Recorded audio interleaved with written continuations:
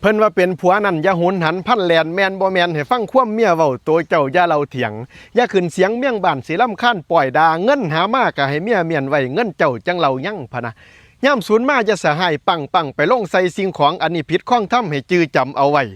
เพิ่นว่าแนวใดเมียอยากได้อย่าขัดใจให้เฝ้าแลนเสียเป็นแสนเจ้าย่าย่านเสียเป็นล้านเจ้าย่ากลัวการที่ผัวเมียนี่ผัวดีเมียจังอยู่นี่คันเป็นผัวบ่ฮู้เมียเสียหายนายหนีเมียเที่ยวบอกนั่นนี่บ่แม่นเขาลำไรพะนะอยากให้ใส่ใจฟังแล้วปรับปรุงตัวบ้านทั้งเวียกงานการสร้างเบิดทุกทางโดยสอบประกอบข้องพอบ้านแนวนั่นจังสิสมบ่แม่นง่อมเมาบ้าน้ำเหล้ายาพวกหมู่ให้มันดูมันสร้างกินบ้างแต่ผ่อนคลายซั่นเด้เวียกเฮียนพ่อเฮ็ดได้ก็จับบ่ายซอยแหน่ดูแลความเรียบร้อยซอยบ้างก็จังดีพะนะเขาว่า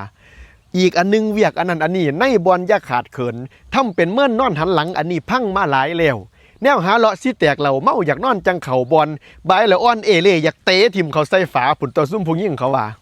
โตเป็นสร้างเท่านากะเฮ็ดสร้างให้มั่นสมใส่สติปัญญาสร้างครอบครัวให้เต็มที่ผีพนันอย่าเสเอามาเขาในเฮือนเฮาสิฮ้อนเฮงยำเกงเมียบอกเว้าตัวเจ้าอย่าเราหลงอีกอันนึงเจ้าอย่าคิดโคตรโค้งหานอกใจเมียอันนี้เสียสันดานอย่าเสียงหันกระทำแท้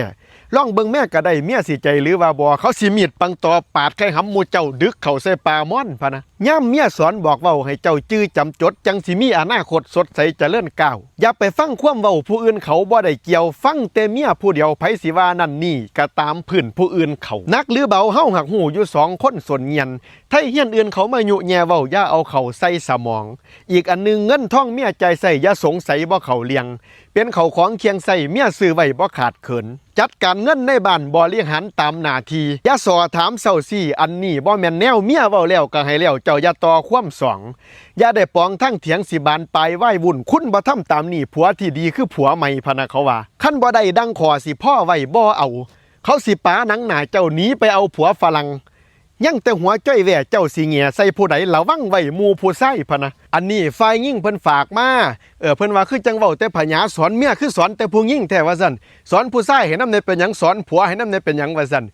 อันนี้เฮ็ดให้ตามหน้าที่แล้วเด้อผู้ยิ่งเด้อเอาฝากไว้ซำนี้ละ